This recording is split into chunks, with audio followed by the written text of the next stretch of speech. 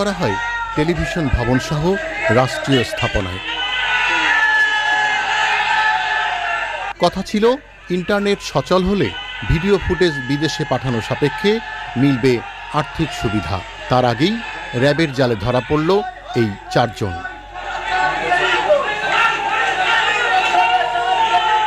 দুপুরে তাদের আদালতে পাঠিয়ে জিজ্ঞাসাবাদের জন্য রিমান্ডে নেওয়া হয়। পার্টির মহাসচিব তিনি বলছেন যে তাদের উপর দায় চাপানো হচ্ছে। তারা দায় স্বীকার করছে না। It is quite natural. আপনার যে অপরাধ করে, অন্যায় করে, মানে সে কি কখনো স্বীকার করে?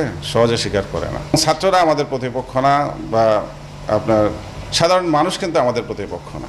আমাদের প্রতিপক্ষ বা যারা আমাদেরকে টার্গেট করেছে তারা আসলে কারা? তারা হচ্ছে সেই স্বাধীনতা বিরোধী শক্তি। সহিংসতা ও নাশকতার অভিযোগে ডিবি আটক করেছে বিএনপি চেয়ারপারসনের বিশেষ সহকারী